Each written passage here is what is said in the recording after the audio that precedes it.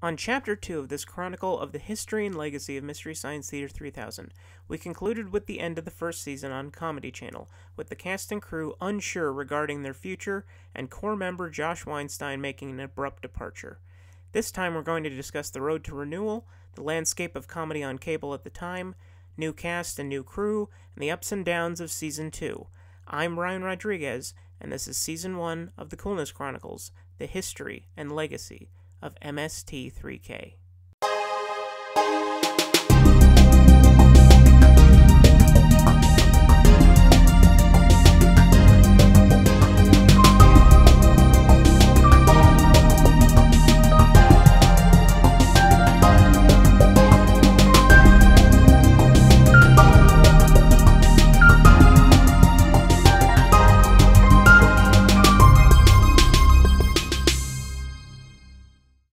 Chapter 3.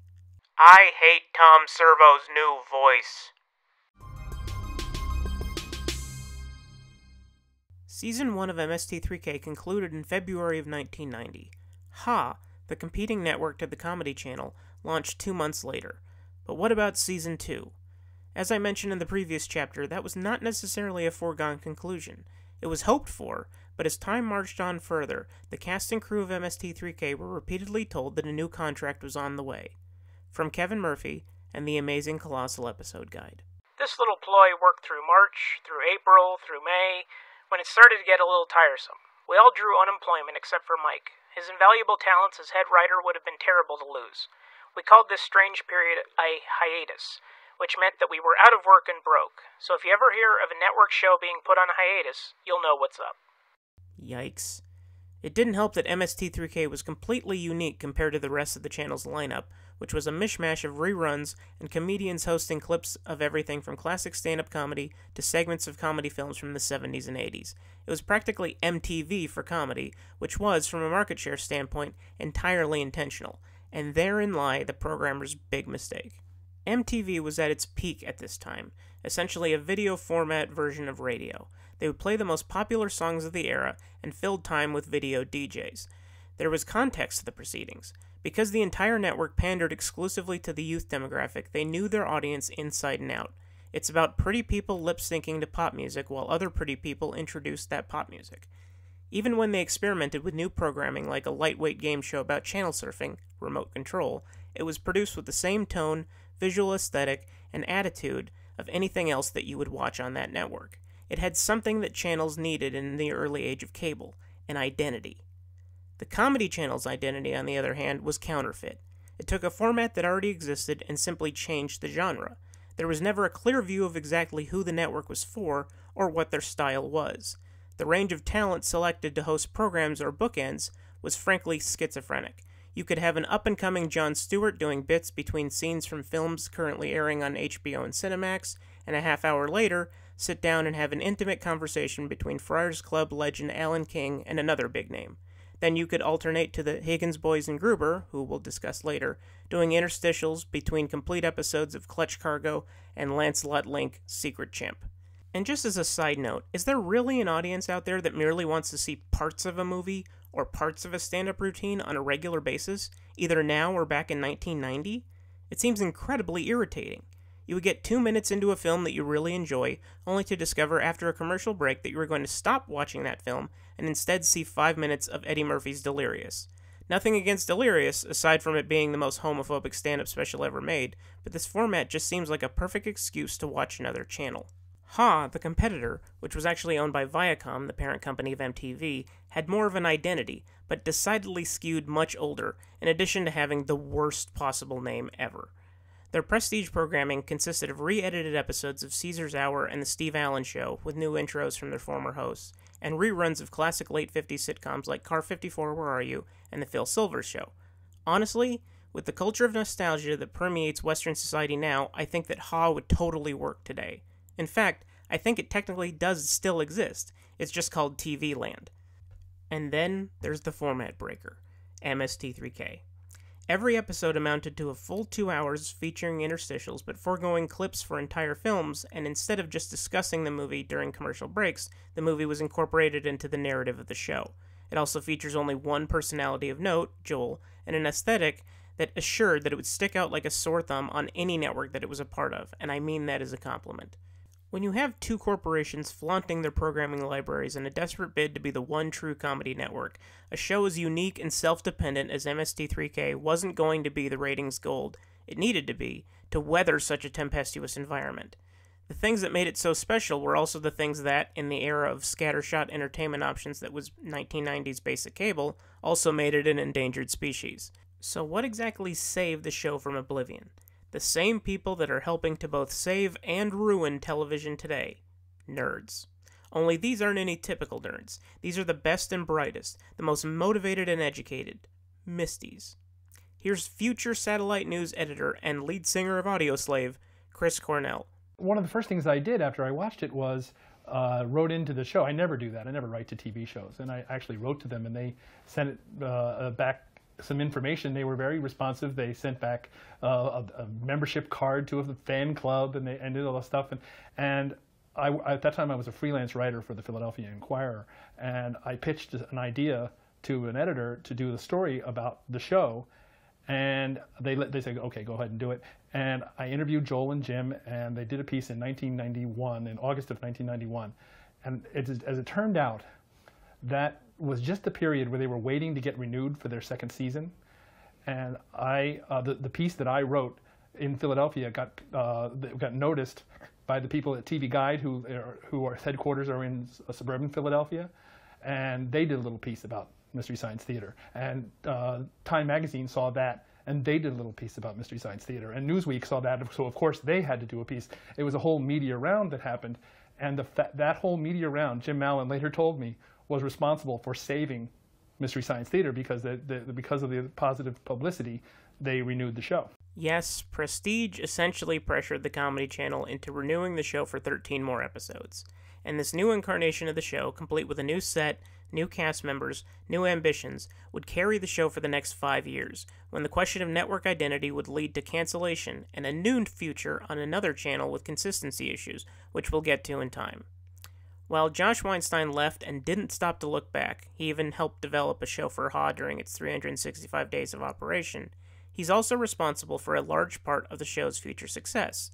For a replacement for his mad scientist sidekick, he suggested fellow comedian and fan favorite Frank Conniff, who'd never been less than blunt when recounting the arc of his life leading up to his portrayal of TV's Frank, per the man himself. I'm from New York City. I had moved to Minneapolis in 1985 to go into drug rehab. I ended up staying and doing stand-up comedy. Basically, I was a very unknown stand-up comedian when I first got on Mystery Science Theater. While I couldn't tell you much about the character of Dr. Earhart, as he didn't have enough screen time to develop and served less as a foil to Dr. Forrester and more like a cohort, if I were exclusively to talk about TV's Frank, I could chat for hours. I won't, for your sake, but I will do a greatest hits version. TV's Frank was the thorn in Dr. Forrester's side that would drive him crazy on camera, but if you asked him in secret, he would confess that Frank was his soulmate. He sabotaged and disrespected Forrester as often as he would collaborate and cooperate. His stupidity, or is it laziness, or both, almost caused the inhabitants of the Satellite of Love to return to Earth on at least 10 occasions, only for Forrester to punish him in a myriad of interesting ways. Basically, if Joe Besser was an evil henchman, he'd be Frank. He would be viciously murdered for his mischief and turn up alive and well the next week. He wore a black tunic with a gizmonics patch until he didn't, which we'll get to, and he gussied up his naturally silver hair into a Superman-esque spit curl. And he provided half of possibly the most interesting relationship in the entire canon of MST3K. While the Forrester-Frank dynamic began as a simple formula of Forrester having grand designs of mayhem and Frank helping out because he had nothing better to do, but never failing to fail spectacularly, the quickly coagulating chemistry between Frank Conniff and Trace Beaulieu allowed for some diversions from that path. In their last few seasons as a duo, Frank and Forrester became more domestic in their home way down in Deep 13. Sometimes their camera feed to the SOL would capture more tender moments where bromance was born. My baby takes the morning train, she works till 9. Frank, I could not stop picking at that pan of lemon bars. I ate half the pan. You're so lucky, you could eat anything and not worry. Oh, Pshaw, I'd give anything to have that complexion of yours. Oh, Frank. Hey, wow! Vicky is on. You know, Frank, this is exactly what I wanted to do today. Just have the whole day to ourselves. I'm declaring this National Hour Day. Please, do not let me eat all of this. Well, I shouldn't.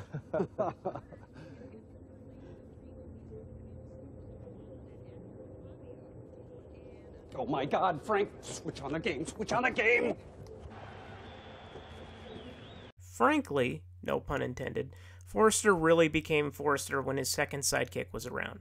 The camaraderie between Trace and Frank is so organic, so natural, and so winning that the two riff movies live together to this day as The Mads Are Back, and also co-host with the lovely and hilarious Carolina Hidalgo, Movie Sign with the Mads, a weekly podcast that is frequently the second show that I check for on iTunes when I show up for my day job after Suicide Buddies.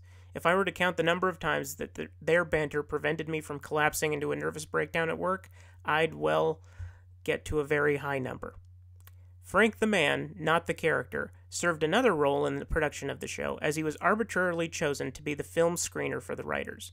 This essentially means that he would take a look at practically everything sent by the network that was free to license and see if it was a good fit to riff on the show. And when you keep in mind that they didn't use everything that was sent, he saw a great deal more shitty movies than anyone else on staff. He eventually published an amazing book in 2016 called 25 Mystery Science Theater 3000 Films That Changed My Life in No Way Whatsoever, that is essential for Francophiles, of which there are numerous, myself included. Not only does he regale the reader with enough esoteric references to fill 8 hours of programming for Adult Swim, he gets numerous chances to apologize for subjecting the world at large to the lovable abomination that is Manos, the Hands of Fate.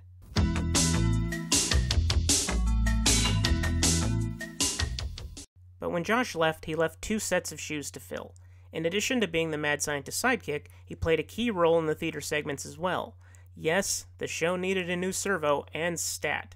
Thankfully, Kevin Murphy stepped up to the plate and kicked a field goal? I don't know sports. But the idea of a new servo certainly didn't sit well with all the fans.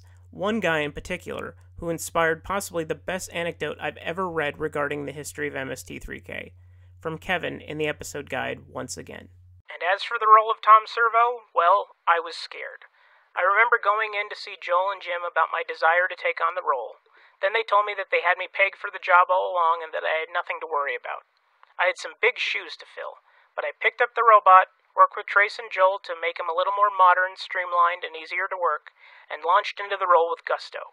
About 3 months later, the mail started showing up for Season 2, due to the lag time between shooting and airing. Most of the mail was positive for Frank and me in our new roles, but I still fondly remember one particular piece of negative mail. Someone worked really hard to print out a huge banner about 10 feet long, which read in big block letters, "I hate Tom Servo's new voice." I proudly hung it on my wall behind my desk and kept it there for over a year. And for the person who sent me the banner, I feel bad knowing that their life is so bereft of joy and meaning that they are reduced to sending hate mail to a puppet. I pray for them. Kevin Servo is good enough to consider him a completely separate character from Josh's Servo. The womanizing braggart gave way to a bot that was pretentious but insecure, proud but easily made depressed, often sporting a bipolar personality and later short man's disease. He also had a lovely singing voice, and that's owed to the fact that Kevin has a lovely singing voice. Also, I think his considerable acting ability isn't discussed often enough. As Kevin got more confident with the puppeteering and dialogue, Servo became like a second nature. He would soon give line readings that are so natural, movements so subtle, that you would swear that he's a Muppet, and that's the highest praise that I can possibly give. Another crucial promotion was that of Mike Nelson to head writer. He was already essentially the showrunner in Season 1, if you recall the last chapter, but Season 2 was more organized and structured. The best thing about every iteration of MST3K is that the cast and crew only become better writers and performers through time and practice. Riffing, writing, and puppeteering are definitely 3 admirable skills that are all learn-as-you-work processes. Learn they did, and get better they, also did. The satellite set also got some aesthetic updates in the addition of... The satellite set also got some major aesthetic updates that would serve as a template for the many seasons to come. Season 2 marks the addition of Jeff Maynard to the crew as prop builder or toolmaster, if you will, and he aided Trace and Joel in a complete redesign of the bridge. Gone was the garish green motif, giving way to a surface made of Kit Bash toys and knickknacks mixed together and painted off-white. The hallway blast door now features the Gizmonic logo in 2 sections that unite when the door is closed instead of the basic painted-on version. The bridge also sported a view screen, dubbed the hex field, on screen left, and on screen right, a window into space above and a hatch below that originally served as Joel's entryway into the theater, but was later repurposed as an airlock. Also wisely updated were the opening credits featuring the miniature Gizmonic Institute facility, which was hideous to look at in Season 1, but now contained numerous additional elements. Instead of a building with the Gizmonic G logo on its face, there is now a giant circular building in the shape of the logo, with a tower of buildings to its left. By the way, Universal Studios Hollywood totally stole that tower for the Jurassic Park River Adventure. I understand that that's a reference that only 2% of you will appreciate, but I don't care. Behind the Institute is a mountain that looks like it's on loan from Land of the Lost, with the words Gizmonic Institute spelled out in block letters that are casually resting on the cliffs. Also present are a church that doubles as a satellite relay and is activated to launch the SOL into orbit during the opening credits, and a restaurant called the Home of the Big G Burger, that is, according to the MST3K wiki, made from a lifelike HO-scale drive-in Kentucky Fried Chicken model. I don't know where the demand for miniature models of Kentucky Fried Chicken franchises came from, but since it contributed to this little non sequitur, I am grateful for that demand. Further additions to the show's universe are the unsung Jerry and Sylvia, who during the 2nd and 3rd seasons are the videographers in Deep 13, connecting the video link hookup to the Satellite of Love. Jerry and Sylvia are mole people from the movie The Mole People, which was actually riffed in Season 8. They never have any lines due to the constricting costume masks, and were usually only glimpsed either just leaving or just entering Deep 13, occasionally showing up in the background or mentioned by Frank offhand. According to Satellite News, the official MST3K newsletter, these characters were jettisoned because the Mole People costumes were horribly hot under the studio lights, and the people, usually unpaid interns, who were inside of them rebelled and refused to continue the characters, for fear of asphyxiation. Interestingly enough, when it came time to riff the Mole People, there was not a single reference to Jerry or Sylvia. It seems like a missed opportunity, but maybe everyone involved with the show simply forgot that they existed. Or maybe they didn't exist in the first place. They were just a mass hallucination that somehow imprinted on videotape. Maybe we're not even having this conversation.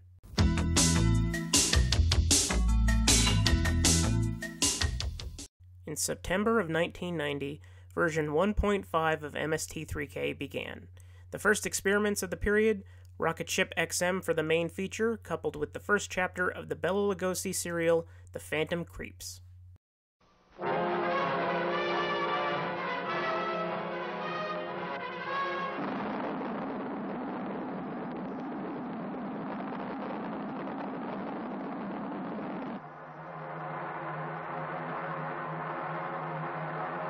The distance between the Earth and the Moon at its closest proximity is 238,000 miles. We expect to cover this distance in approximately 48 hours.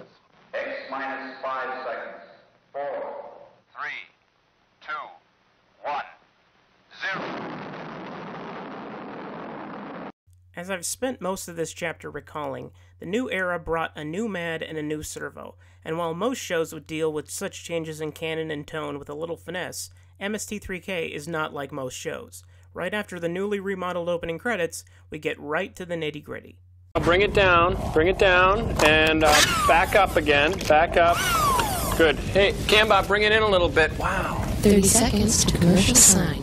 Wow, well, it's really good to see you again. As you can see, we've done a lot to change the ship, and now we're working on Tom Servo's voice, so there's really a lot going on.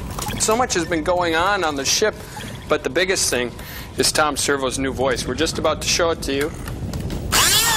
All right, give her a rip, Tom. Let's see how it sounds. Warning! Danger! Danger, Will Robinson! Warning! Wait, hold it. I don't think it's quite there yet. Okay. Okay, there. Give it a shot. Daisy, Daisy. No, that's not quite it. Okay, here we got it. There we go. Here it is. Oh, hello, world! Happy birthday! What do you think? Pretty neat, huh? Oh, it's a world of difference. You know, Joel, I'm just finally realizing I've been to paradise, but I've never been to me. And just like that, we have a new Servo. And right after Servo is practically rebooted, it's time to receive a quick transmission from Deep 13 where a new mad sidekick is waiting. Hi, welcome to Deep 13. Would you like to try our smooth, creamy thruster buster? Where's Dr. Earhart and Dr. Forrester? I'm Frank. I'm new here. As for Dr. Forrester, he stepped out for a moment. As for Dr. Earhart, he's missing.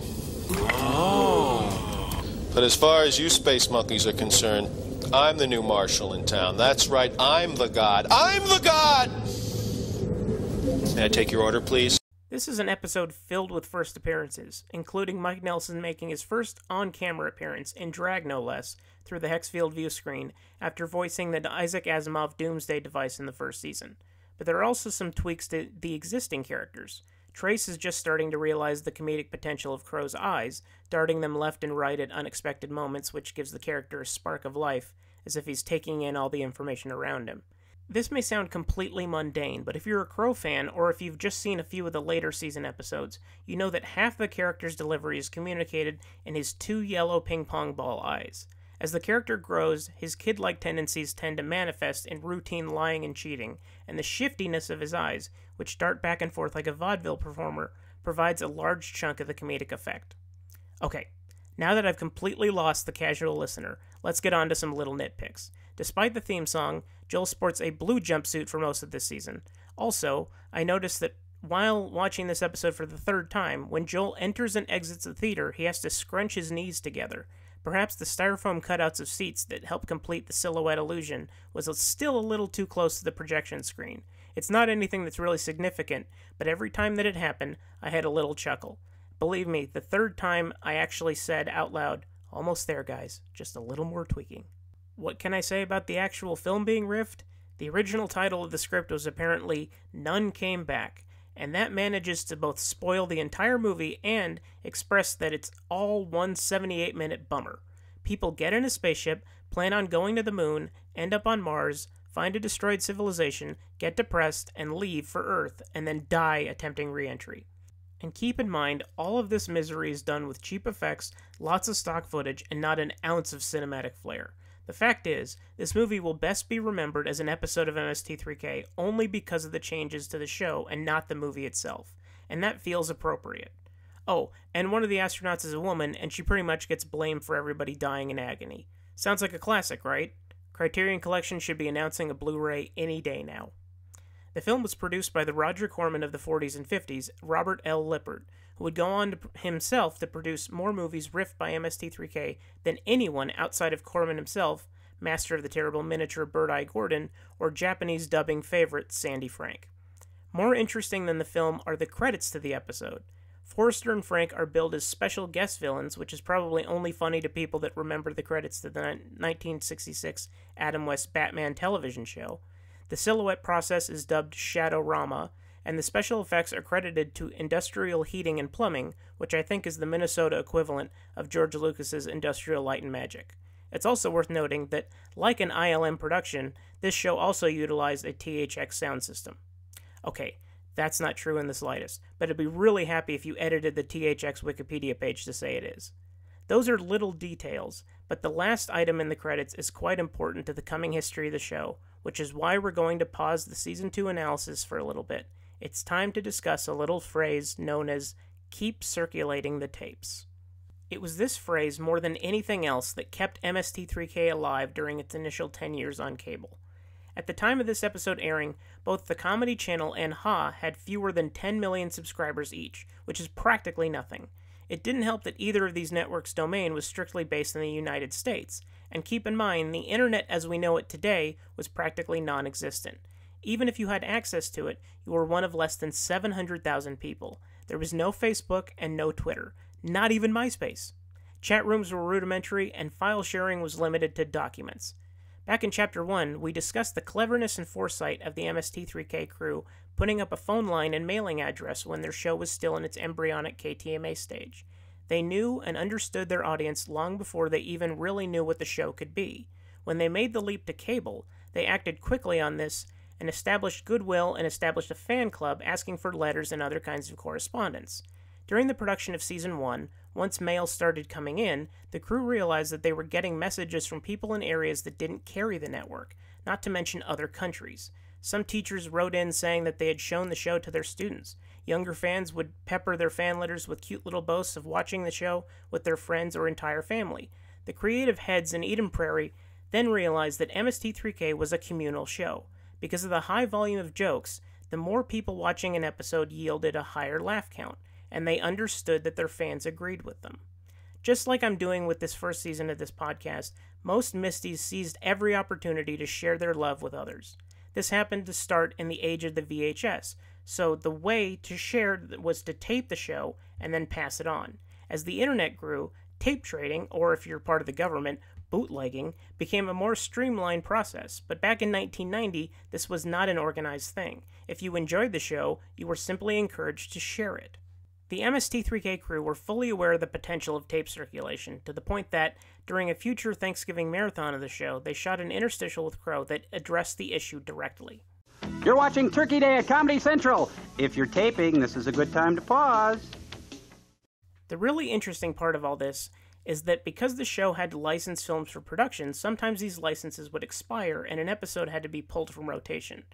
Therefore, the only way for people to see certain episodes was through tape circulation. This is an issue that plagued the show throughout its run, and would have helped send the show into obscurity once it concluded, if it weren't for the increasing popularity of home video.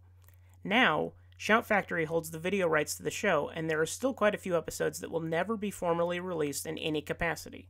There are also more out-of-print and difficult to relicense episodes released by Rhino in the early 2000s that Shout Factory may never be able to re-release, so the only way to see these episodes are to pay upwards of $55 for used 4-episode sets or engaging in torrenting sites. This issue was somewhat remedied in November of 2017 when Shout Factory released their final collection of MST3K episodes and included a bonus disc called Satellite Dishes. This disc contains all the host segments for the 12 episodes that the box art insists multiple times will, for all intents and purposes, never be released legally. And this is after the show was successfully revived and produced in conjunction with Netflix and Shout Factory. In the age of nostalgia, you think that there would be a renewed interest in offering the high license fees necessary for certain episodes, but it seems that the show will continue to rely on tapes, discs, or digital files for the rest of its existence. And, to be totally honest, as frustrating as that is, it's actually kinda reassuring. Misties will never stop having the chance to actually share the show, and that's as amazing a concept now as it was in 1990. In particular, there's a group on Facebook called MST3K and More Watch Together Group. This group holds regular screenings of the show where fans can congregate and riff along with Joel, Mike, Jonah, and the bots. I hope that that's something that is still necessary in the years to come, and this isn't just for experts or superfans. Neophytes and casual viewers are especially encouraged to share the experience, and several of my favorite Misty pals consider it an honor to convert a non-viewer, myself included. Shows and fads will come and go, but it will hopefully never be less than vital to keep circulating the tapes.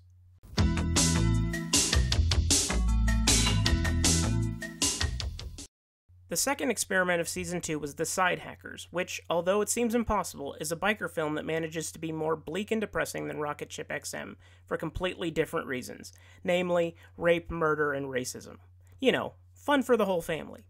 It was also the most problematic film that they had ever riffed to that point, if not the most problematic of the entire series run, as the entire production process had to be amended for every following episode because of this. In Frank's book, which we discussed earlier, the first chapter is dedicated to the whole debacle. Here's a relevant passage. Before Side Hackers, the process of choosing a movie to riff at MST3K was a group effort, if you can call watching a film while eating lunch an effort. We would watch a film for about 10 or 20 minutes, and if it seemed suitable for us, we would agree to go forward and ask Comedy Central to try and scrounge up the 10 or 20 bucks needed to obtain the rights to the movie. This worked fine until we told Comedy Central to please acquire Side Hackers for us after watching the first few scenes. Then, several weeks later, we sat down to actually watch the thing, and we saw that about 30 minutes into the film, a brutal rape scene took place. It was decided that from then on, one of us in the writing staff should take the time to screen the films that were under consideration in their entirety before we officially signed off on anything. Not only was it a brutal rape, it was a rape/murder. Also, this incident is essentially the motivation for the film's protagonist throughout the rest of the runtime. Some judicious editing eliminated the scene, but at one point, Crow actually has to mention that the rape/murder victim was dead in order to keep riffing the film and have it make relative narrative sense. That was one of the biggest issues when it came to judging the content of a movie during the screening process. The show was ostensibly for adults, but since the crew knew that many parents would watch the show with their children, there was a certain level of awareness of what was suitable for a general audience. In order to avoid having to edit a movie for content, they usually played it safe by picking films with a general PG to PG-13 rated sensibility, at least during Joel's time on the show. This tactic came from one of the original mandates for films being considered. They had to make sense.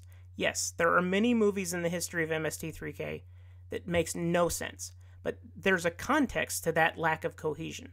It was fair game to pick out a movie's narrative flaws or contradictions, but it didn't feel right to cut something from a movie that would then cause it to have plot holes where it didn't before.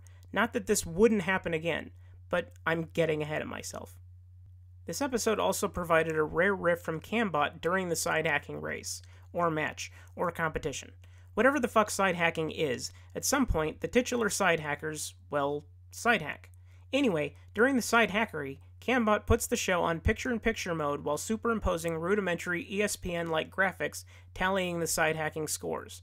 Naturally, Cambot understands the quote-unquote sport as much as I do, and his tallying amounts to Boredom 9, Movie 1, which I believe is very generous, as this is basically white trash pod racing.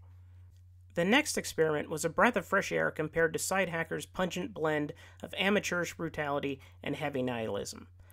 Jungle Goddess was a tasteful little nugget of relatively polite racism from 1948. Its quote-unquote plot concerns a rich white heiress who crashes her plane in the jungles of Africa only to become worshipped as, well, it's in the title. Conflict arises when George Reeves, a few years before becoming Superman on television, is summoned to rescue the heiress. The African tribesmen depicted are no more racist than, say, the natives in King Kong, and certainly aren't as inflammatory as a Max Fleischer Popeye cartoon, but it still sticks in one's craw with an uncomfortable sensation. It's just boring enough to not be completely offensive, but not interesting enough to justify the outdated stereotypes. I'm trying to think of a funny way to tackle the issue, but I think I'll let it lie. Experiment 204, on the other hand, was another total break from form. They're cutting capers, wild capers, dangerous underwater capers, daring underworld capers. Catalina Caper. I don't have time to fool around. Where's the scroll? I got it.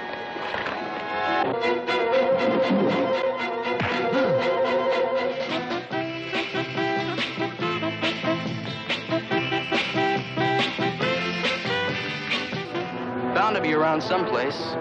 We try and smoke out Angelo and Borman. Then the Catalina scuba divers take on underwater outlaws.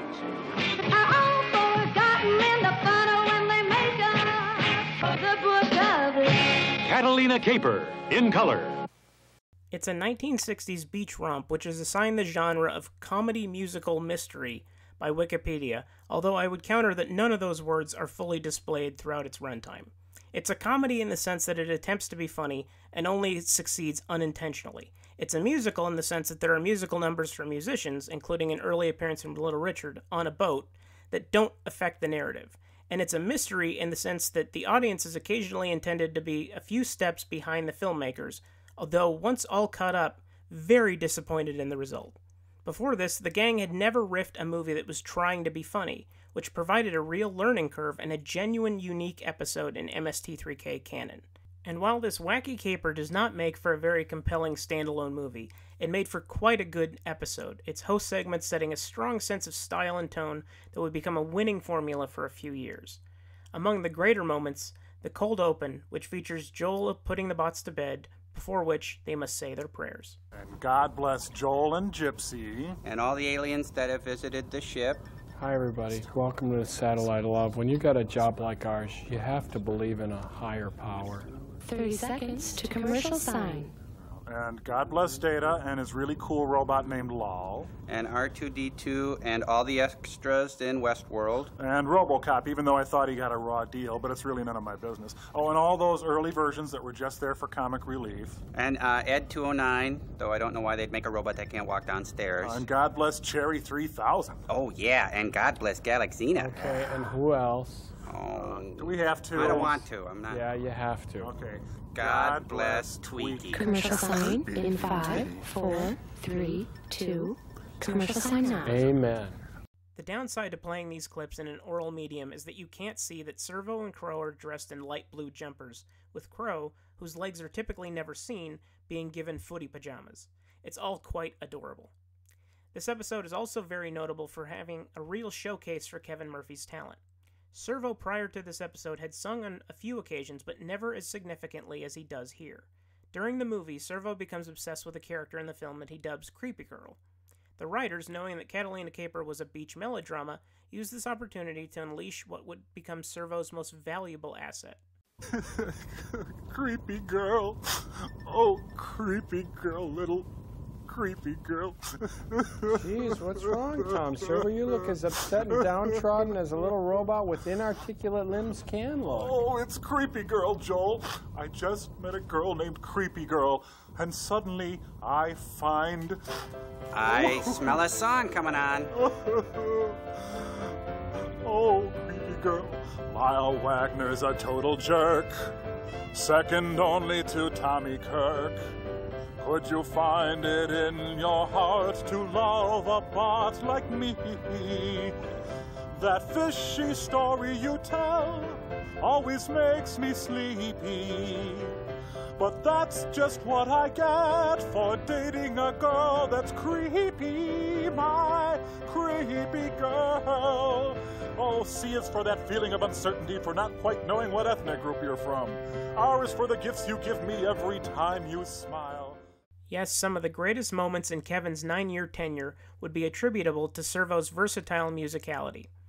Though Creepy Girl was a standalone piece, few things make me laugh harder than Servo in the actual theater riffing on the musical score of a particular movie by adding lyrics in the same key.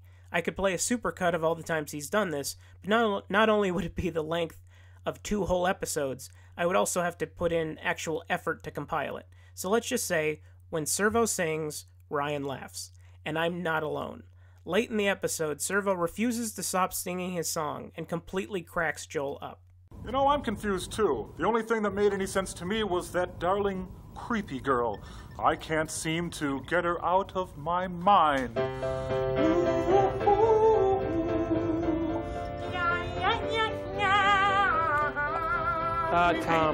Tom. Stop the music. Cambot, cut it out. Speaking of music, Catalina Caper's numerous songs were probably responsible for this episode being the first to be pulled from regular rotation due to licensing issues.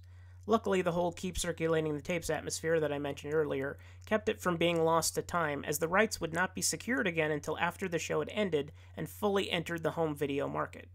The episode is also the earliest of the Joel era that's available streaming, which means that most first-time viewers will only understand the level of quality of the first few seasons based on this. And I would personally go with Godzilla vs. the Sea Monster as the rubric for quality, but since that will never be on any streaming service or DVD for that matter, I suppose that this is fitting instead.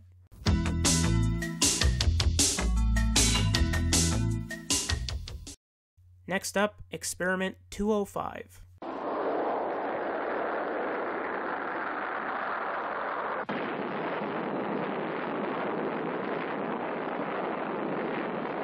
This is it. The motion picture that shows you your 1 in a million chance to survive. Rocket Attack, USA.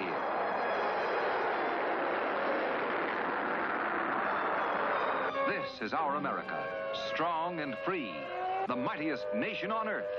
But next year, or next week, or tomorrow, will the people of America hear this dreaded sound?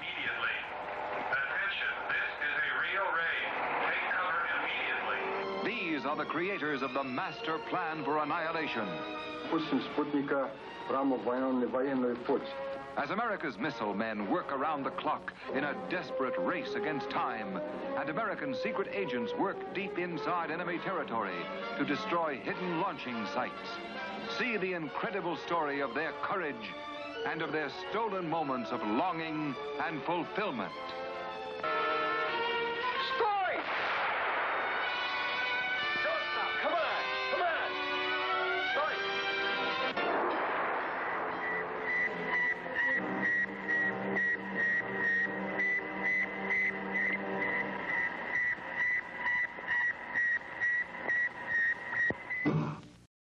Shifting away from an upbeat beach party, Joel and the bots find themselves smack dab in the middle of Cold War intrigue with a 100% chance of bummer.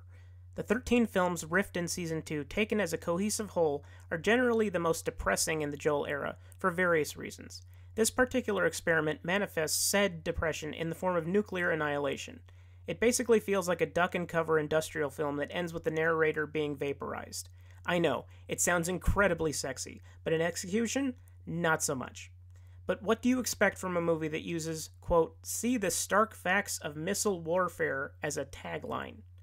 As for shenanigans on the satellite, this episode has some interesting aspects. For starters, there is a temporary redesign of SERVO'S dome, which is sanded down by Joel into a cylinder shape under the guise of a haircut. Why? The episode guide claims that it was simply possible to do so, but never considered a permanent change. However, further research suggests that this was pure puffery, a bit of humbug. Other words that time has forgotten. Apparently, people were complaining that SERVO'S head actually covered up too much of the screen in the Mystery Science Theater, but the effect of his redesign actually looks somewhat unnerving in silhouette, as if he has a very long neck and is missing a head. It seems very odd that the folks behind the show did this, as there has always been a long-standing confusion regarding Crow's head. To explain. Many first-time viewers occasionally get the impression that Crow appears to be facing toward the viewer in the theater due to something called multi-stable perception. It's even annotated in the episode guide with a full explanation involving a diagram of a Necker cube, which is something that you can look up on your own. Of all the modifications to make, you'd think that they would change Crow before they would change Servo, but they didn't. Luckily, Servo's new head was quickly restored after one more episode, and Crow continues to confuse newbies. Everything is as it should be. There are two other changes to the show in this episode, although these were actually permanent. First, the Hexfield view screen, which had previously been a window shade-like blast door that would be lowered during quote-unquote transmissions from guest stars, took on a more camera lens design with an iris that closes and contracts. The clear feeling that guests in the view screen are on the same stage as the satellite and not a video image would not change, however, and that feels appropriate. Finally, the concept of episode stingers also originated in this episode. Previously, after the end credits roll, the screen would cut to black with the words "A Best Brains Production" in the center. This was changed to a 5-second clip from the episode's film or short played out of context with the production credits at the bottom of the frame. According to many accounts within the episode guide and interviews given after the conclusion of the show, the writers usually give credit to editor Brad Keeley for picking the most memorable stingers, but being a modest guy, he steadfastly downplays these suggestions. Brad would eventually appear on the show several times, possibly most memorably as a stripper that Frank accidentally baked inside a large novelty cake, but we'll get to that later. There's one last thing that bears mention about this episode. Given the Cold War theme of the film, Joel decides to give an irony-laced history lesson about the McCarthy hearings, only he's not talking about the demonic senator. He's talking about Edgar Bergen's talking dummy, Charlie McCarthy. The segment takes plenty of opportunities to peg children's entertainers like Howdy Doody and Gumby as pinkos and socialists, and this particular sketch actually made my brother laugh out loud several times, despite the fact that he mostly cannot stand this show. I would play a clip from it, but I think you can do your own homework.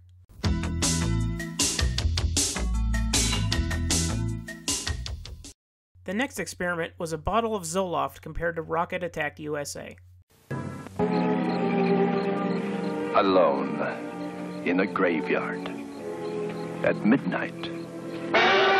This is Lewis Moffat, a freshman at State College of Medicine, on his way to fulfill a fraternity hazing assignment, a victim of fear. Mr. John Doe left this world with one possession on him. a gold ring. Here, displaying false courage to the amazement of his fellow students. Hey, why all the curiosity? Oh, I just wondered if Lou's assignment was as weird as mine. Weird? Yeah, I guess that is the word for it. Weird. We dare you to see the picture that Hollywood was afraid to exhibit. And the slithering hand came forth. Could life have endured therein?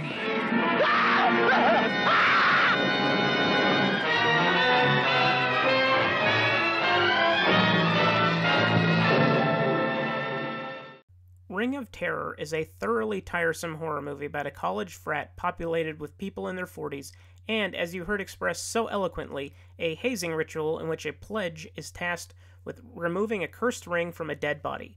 Naturally, havoc ensues. If you've ever seen the mid-80s cult masterpiece Night of the Creeps, which we'll discuss later in a different season, a very similar stunt occurs near the end of the first act. However, Night of the Creeps has the decency to at least include everything from monster slugs that cause zombification, axe murders, and plenty of Tom Atkins. Ring of Terror sadly has none of those things. Not even Tom Atkins. Inexcusable. The actual episode is much more rewarding, packing in some of the best host segments of the Joel era. There's a sketch where Joel performs an autopsy on a Hoover vacuum cleaner, which causes Gypsy to pass out, while Crow and Tom look on wearing tiny suits. Crow in particular looks like one of the detectives from Barney Miller. The opening segment features the bots playing a prank by faking a movie sign, which is pretty damn funny, but also begs the question of how they're capable of doing such a thing. But maybe I should really just relax. The episode is also one of a kind, as for the first and only time, the movie concludes about 20 minutes before the end of the episode. Joel and the bots are filled with relief until this realization sets in: the experiment isn't over. Forrester forces them all to return to the theater for the final chapter of The Phantom Creeps. You would think that, being a sadistic mad scientist, Forrester would pull this move more frequently, but you would be wrong, and for that, you should apologize. My favorite moment in this episode comes during the invention exchange, though. Forrester has Frank on an upright operating table, with Frank deeply inhaling from a non-specific anesthetic gas and channeling Dennis Hopper at his most intense from Blue Velvet, becoming, for only a few seconds, TV's Frank Booth. I have no regrets. Mommy! Mommy! Don't look at me! Don't ever look at me! You just have to appreciate it when a puppet show quotes the darkest recesses of David Lynch's subconscious. But, it being the Midwest, they at least have the restraint not to have Frank scream this reference into Isabella Rossellini's crotch. Here's a compare and contrast. Even without the visual, this clip is harrowing.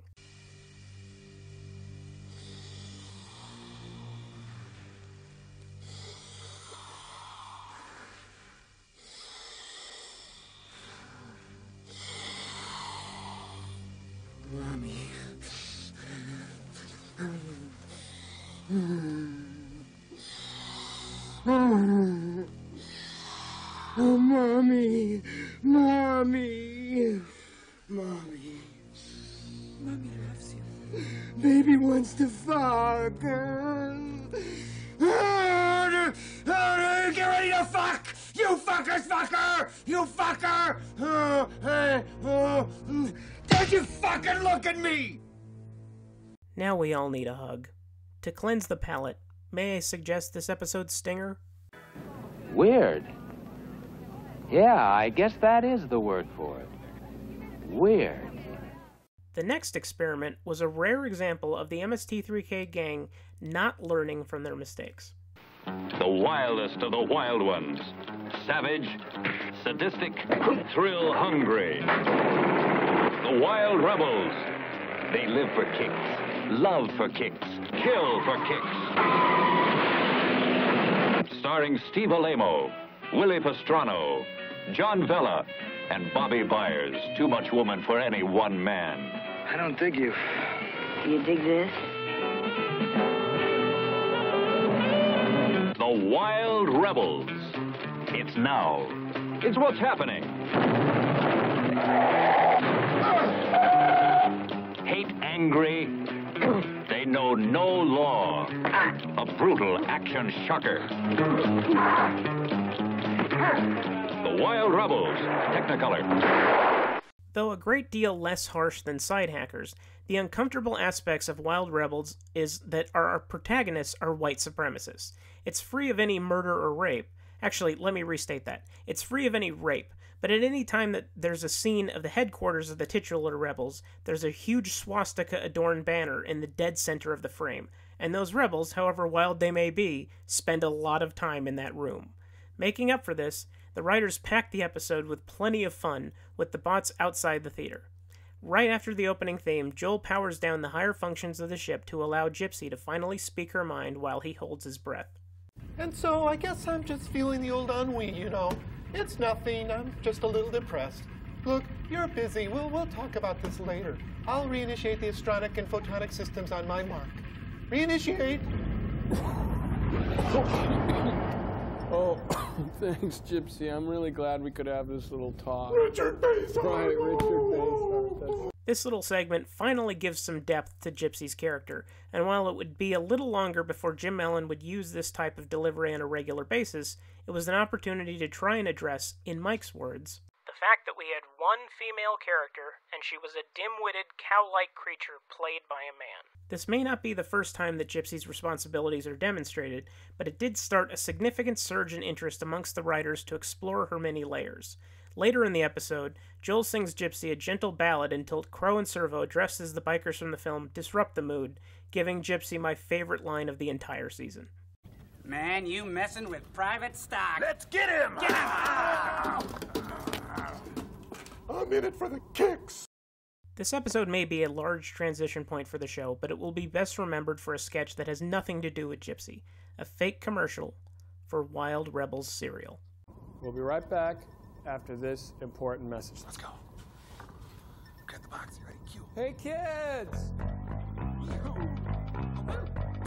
1, 2, 3. We're wild rebels, crunchy, fruity rebels, pouring milk on them is like shooting off a gun. It's Wild Rebel cereal, the nutritious cereal. It's like getting hit back in the head with a surfboard of flavor. Look, marshmallow fatties. Sugary Lindas. I got tangy twangy banjos. Crunchy oat rice. And Jeters, too. Die, Jeter, die.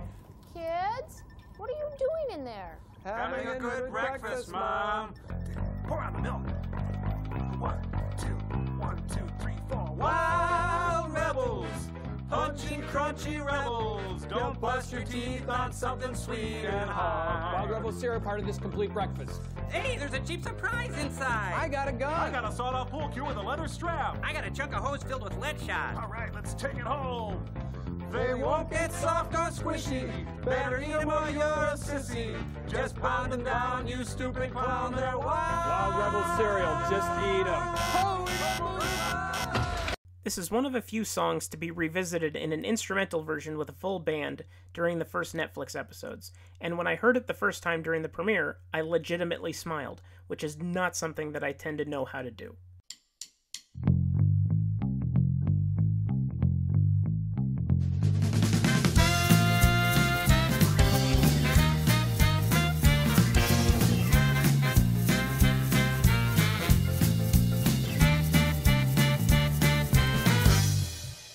It's kind of astounding to realize that something that feels as perfect as Wild Rebels cereal was, when it was produced, it was just another sketch.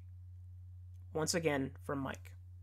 Though we had written up the concept for the Wild Rebels cereal sketch, we neglected to assign it to a writer, so it was cobbled together in about 10 minutes before the initial read-through.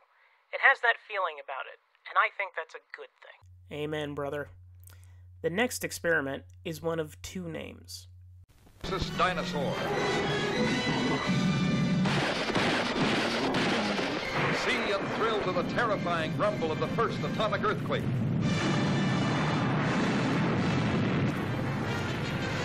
See the world's biggest uranium field explode before your very eyes.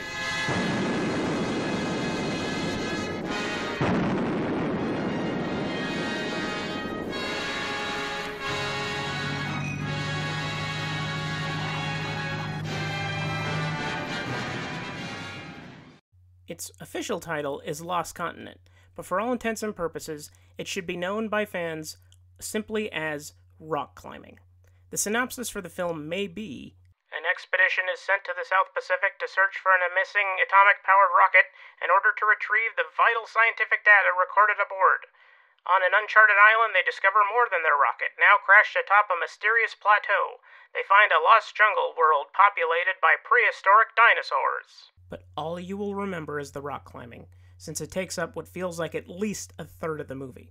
And the cast climbs the same set of styrofoam rocks over and over, first from one angle, then from another. Frank later recalled that this was the perfect movie for MST3K due to the cast, which includes Cesar Romero, aka the Joker on Batman, Hugh Beaumont, aka Ward Cleaver, and fan favorite Sid Melton from The Danny Thomas Show. Having existing pop culture to tap into helps multiply the riffs, and thank God, because without those niches to reference, it would just be more rock climbing. The episode guide features an observation from Mike that, when doing my research for the episode, really made my day. There is a wonderful moment that we failed to point out in our treatment of it. During the rock climbing sequence, when they're hauling Sid Melton up onto a plateau by the butt, Hugh Beaumont is in the background completely losing it. He's barely trying to cover the fact that he's laughing. Luckily for us, Sam Neufeld never did a second take. If you're watching the episode anytime soon, be on the lookout for it. It's amazing.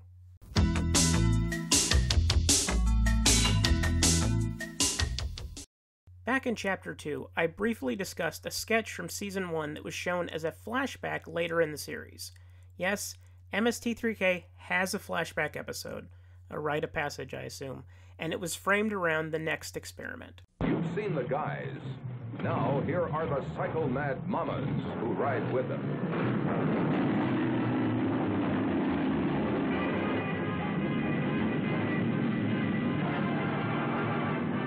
They're the Hellcats. Slugging, scratching, clawing. Are they girls or devils? This is Sheila, their leader. She'll cut you down or turn you on. Candy, violent, vicious. Linda, beautiful, brutal. Rita, leather on the outside, all woman on the inside. And Dee, gone, just gone. The Hellcats do what they want to. It's yet another biker film, and one that stars Ross Hagen, last seen side-hacking in, well, Side Hackers. But unlike Side Hackers, I can remember almost nothing about this movie other than it's about lady bikers. But Hellcats might have been the movie that got the biker genre out of the writer's system, because they never did another one. And why are there flashbacks on the show? It's simple. The entire staff was being flown to New York to meet the network brass, possibly starting talks for another season, and they had their schedule cut short. So the writers decided to skip actual host segments for the movie, and instead work in sketches for the first season. Unfortunately, as Mike recalled, as it turns out, it took just as long to write and shoot the introductory material as it would have to do an entirely new show.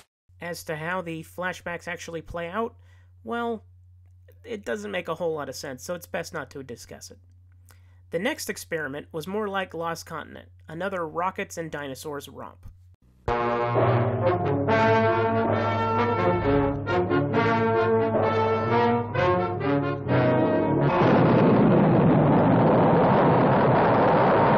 The explosive birth of a strange new world, the planet Nova, millions of miles away in the eerie silence of outer space. Man's rocket takeoff on an amazing voyage of exploration with a strange crew of 4 daring adventurers on board. A professor from an American university, a biochemist to run tests on whatever life exists, a doctor to check the known and the unknown medical data, a mineralogist to search for the radioactive materials that gave this new world birth.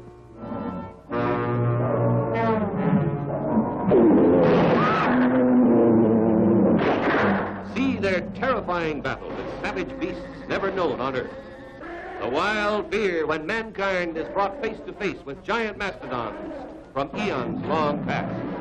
A prehistoric world comes to life again today, millions of miles away in space. The horror of huge, maddened monsters raging for the kill.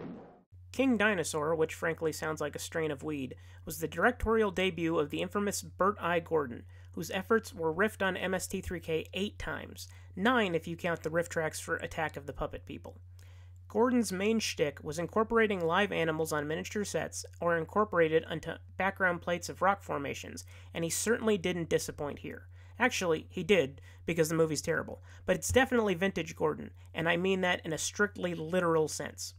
This episode contains the infamous Joey the Lemur song, which is notorious for several reasons. 1, the song is played before the lemur appears in the film, something that happens again in Teenagers from Outer Space, and 2, the lemur isn't a lemur at all, but actually a kinkajou. Later in Season 6, the show would actually bring the song back in order to beat it to death, so I'm glad it exists. I just don't want to listen to it again. Moving on, Experiment 211 was first spaceship on Venus.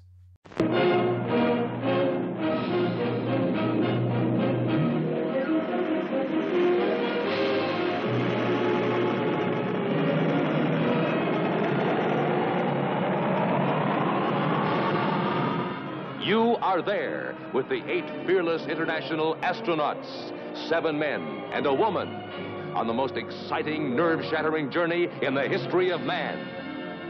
This is Luna 3. We are receiving you well. Meteorites! You are there as they brave the staggering shower of meteorites. You are there, 36 million miles into outer space. No oxygen, atmosphere poisonous. You are there on strange, foreboding, unknown soil. You are there as the deadly, crawling lava attacks the astronauts. What I know about the movie is that it's an East German-Polish co-production that is incredibly colorful. I couldn't tell you anything about its narrative content, but it's not bad to look at. As for the rest of the episode, the cast and crew don't seem terribly fond of it. At least that's how it was communicated by Kevin in 1996. The really long Clack food products sketch, the entirely non sequitur visit by a gorilla, the lame foam gag, the sarcasm sequencer, TV's fish in a junk drawer. We went on vacation right after this show. We hugged our loved ones, gathered around the holiday table, and I, for one, had a good long cry. They can't all be winners. But the season concluded on a high note by doing the only 2 sequels back-to-back in the history of the show. And for the first and only time, they had a brush with the king of the kind of movies that this show was based on. Yes, before Gamera became known as the official MST3K monster, they actually tangled with Godzilla. Buried within the uncharted depths of waters surrounding a group of islands off the 50th parallel lies man's most formidable challenge. The awesome awakening of prehistoric monsters long thought extinct. Science was baffled and powerless.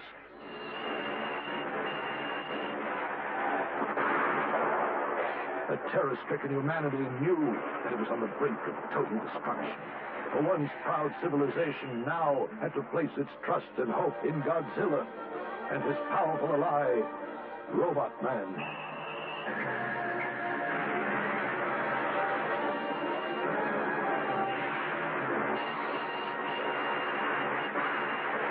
In concert, they would fight this evil in a duel to the death. Battling by day, battling by night, it was more than a race against time.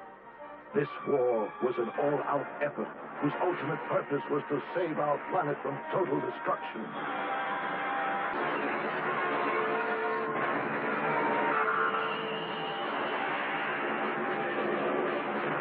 Titan against Titan, giant against giant in the most spectacular battle yet. The first that aired was Godzilla vs. Megalon. This is an episode, much like the one that aired after it, that will only be accessible to future generations of Misties through online piracy. Toho, the production company that has produced every Godzilla movie ever, is very stingent with their copyright. For instance, if you've ever seen the movie Monsters, Inc. from Pixar, and if you haven't, what the hell? There's a moment where Mike and Sully encounter what looked like Godzilla's legs at a crosswalk. Apparently, in the first cut of that movie, Pixar used the standard Godzilla roar.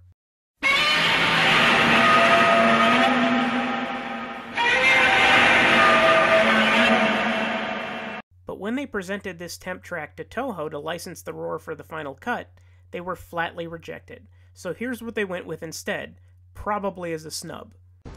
Hey, Ted! Good morning! When Sony made an attempt at an American Godzilla movie in 1998, Toho was so pissed off with the results, and who can blame them, that in one of their later movies, 2004's Godzilla Final Wars, they had the Sony-designed version killed in battle by their version, which was and always will be a man in a suit. So naturally, they don't like criticism of their cash cow. Most believe that because of this, we would never see the Godzilla episodes on home video. But in 2006, Rhino surprised everyone by announcing Volume 10 of their DVD sets, which contain Godzilla vs. Megalon. Maybe it was possible after all, until a few months later, when the set went out of print due to licensing issues. In order to salvage the other 3 episodes on the set, they released Volume 10.2 2 years later, replacing the Godzilla disc with the 4th season episode The Giant Gila Monster. But you're thinking, who cares? Probably nobody if 10.2 hadn't come up with a special introduction produced just for this set. Hi everyone, and welcome to my seminar for MST3K Volume 10 Upgrade to 10.2. I'd like to mention this does count as class credit. Indubitably. Hey, are you giving me a hassle? Someone get the homeowner. The teacher's giving me a hassle. I'm sorry, Frank. I'm sorry. I'm just a little upset that you failed to take the time to clear the rights for the Japanese giant lizard monster movie. Oh, you mean the whole versus debacle? Damn straight. Hey, it's not my fault. I don't speak Japanese. Toho said no-ho, and I thought they meant yes. What's the big deal?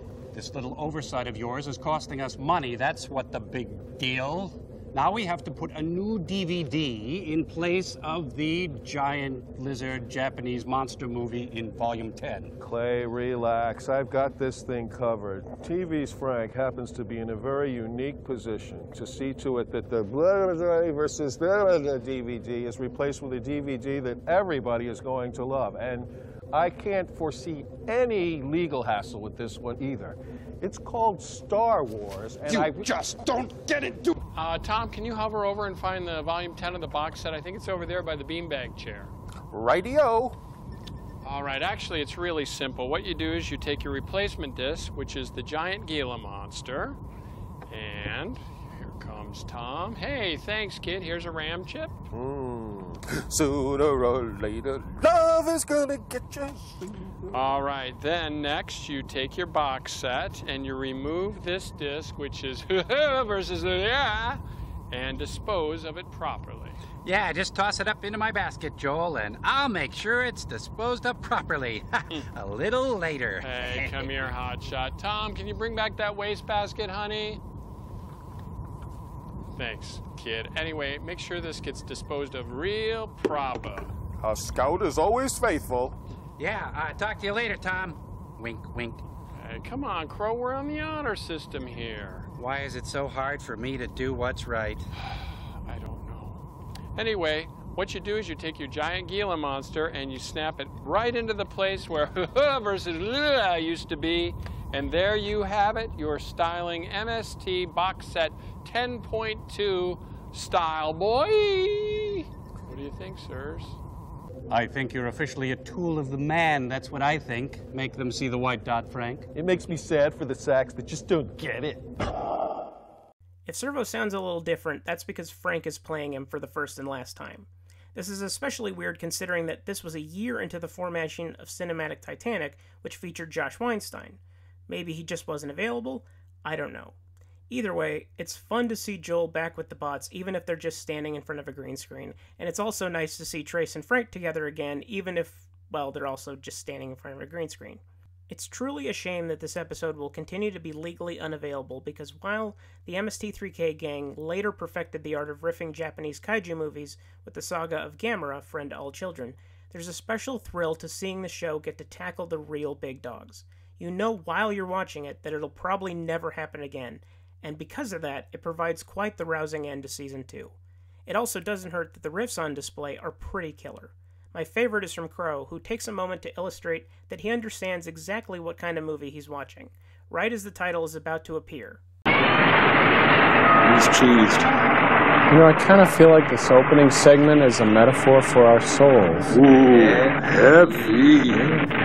Wow. Whoa! Grand finale. Screamers.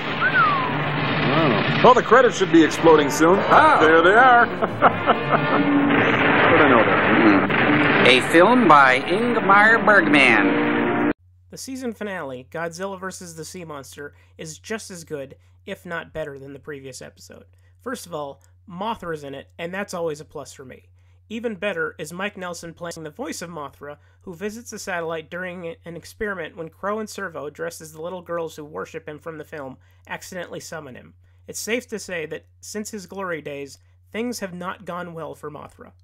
It's Mothra! Whoa! Hi, kids. What can I do for you? I need not quick. Throw the sweater. Yikes! Say, you kids were just joking around, weren't you? Please don't do that. Come on, I'm a busy moth. Got things to do. Civilizations to save. I don't get much rest, I'll tell you that for free. Last night, these natives kept me up till all hours of the morning with their dancing and carrying on. Sure, good kids, they mean well and all, but, you know, you'd think that between all those modern dance interpretations, which I like, don't get me wrong, they could throw in a peppy Vegas-style showstopper. But no, I'm their god and protector, so they're always so solemn when they're around me. And that brings us to the conclusion of Season 2 and the end of this chapter.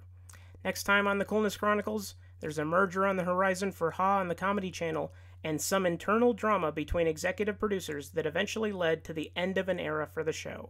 Stay tuned for Chapter 4 of the history and legacy of MST3K. But the show's not over yet, folks. Sorry. Every hour of this fine podcast concludes with a segment called Random Recommendations. This week's random recommendation comes from my friend and co-worker Nicole Kitely, a name you will be hearing a lot in these segments, especially in the second half of the season. The recommendation, 2006 Behind the Mask, The Rise of Leslie Vernon. It's a horror mockumentary comedy with a truly killer, no pun intended, concept. Here it is. The events of Friday the 13th, A Nightmare on Elm Street, and Halloween are all real, and there's a new guy on the scene named Leslie Vernon who wants to be this generation's slasher du jour. He's followed around by a dedicated journalist, played by Angela Goethals, who tries at first to understand and analyze his methods before deciding to intervene in his killing spree. It's basically the 1992 French film Man Bites Dog, in which a camera crew follows a serial killer and ends up complicit in several acts of murder and sadism, if that movie had starred an 80s slasher villain. But for the most part, it follows the mockumentary format, but occasionally breaks the illusion and does full-on horror scenes that are photographed, edited, and scored like a traditional movie. And therein lies my only real concern with the film. I appreciate the juxtaposition, but for the last half hour of the film, the mockumentary cameras are shut off and we're catapulted into a traditional horror movie that has no real scares and generally smacks of a million movies that you've seen before. But until that break, this is a solid film. Kudos to whoever got Robert Englund, also known as Freddy Krueger, to play a basically more threatening Dr. Loomis from Halloween, and high marks to most of the screenplay as it creates or reassigns terminology for common horror tropes such as the red herring, a victim that is chosen to be the first in order to deflect attention from the real intended victim, as well as an Ahab. Did you get that? You got it. You got it?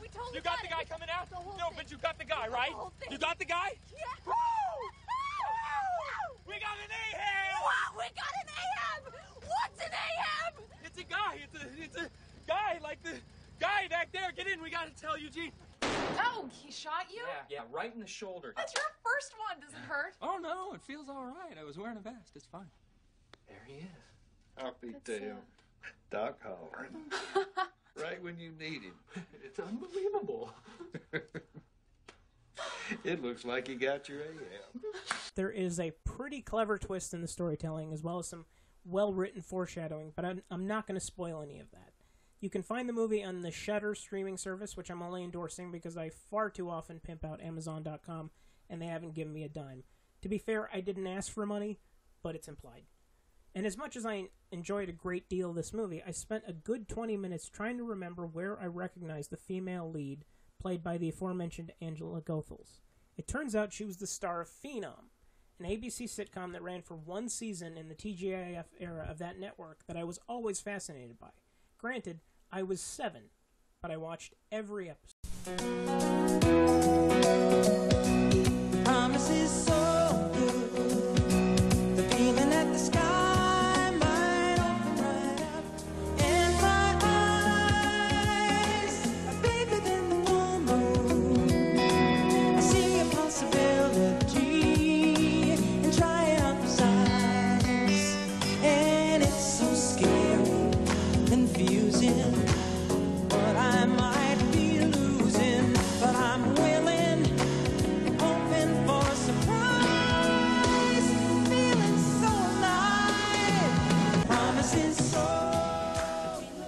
It was about a tennis prodigy torn between two sociopaths. Her mother, played by Judith Light from Who's the Boss, and her coach, played by William Devane, who is uncredited because he refused to take anything less than top billing. And yet it was considered to be a family show. Only in looking back did I realize that it was co-created by Dick Blasucci, one of the greatest SCTV staff writers, and Sam Simon, a heavyweight writer on Cheers, as well as the guiding force for the first 4 or so seasons of The Simpsons. I have a feeling that time hasn't really been kind to the show, but that's a hell of a pedigree. I have to download some episodes. I mean, acquire them through legal means. And that's what we call a tangent. Goodbye, folks. Please send me your random recommendations on Twitter, Facebook, or email, and make sure to explain why you endorse it. I didn't ask that at first, and it actually made research more difficult. Before I conclude, I wanted to thank everyone involved in making MST3K for everything they've contributed to my life and culture as a whole. Double thanks for also writing the episode guide that I will quote frequently in this season of the pod. And I also want to thank Shout Factory for their excellent supplemental material that was invaluable to my research for this and every episode to follow on this subject. You can get the show on DVD at Amazon.com, but if you want to support the artists who made this wonderful show, many episodes are available on VOD on rifftracks.com. I'm not affiliated with any of these organizations, I just work here. Thanks for listening. Please rate and review the show on iTunes or your chosen source. If you enjoy the program, share it with someone else. This is the best and largest endeavor I've seen to completion, and it would be nice to keep making the show until it just isn't fun anymore. Links to all subjects discussed on the pod can be found on our website at www.coolnesschronicles.com. There you can email your questions, comments, or random recommendations. You can also contact me on Twitter at CoolnessPodRyan, or like our Facebook page and watch for updates. Have suggestions for future seasons, as this series is not exclusively about MST3K, it's just a natural first topic, or things to discuss that are MST3K related, send them on over. If you want to advertise in this program, I'm a total sucker for a sponsor, so I'll pimp out any product you have. And our next chapter will be posted soon. Until then, do what you love, don't be a dick, and as always... want to make sure you're safe because I cherish you. I mean, goodbye. For now.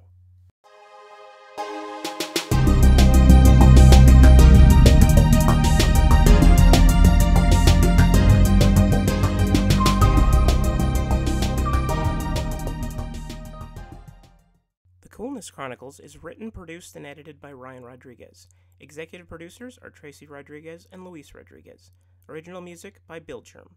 Please visit bildschirm.bandcamp.com for more information.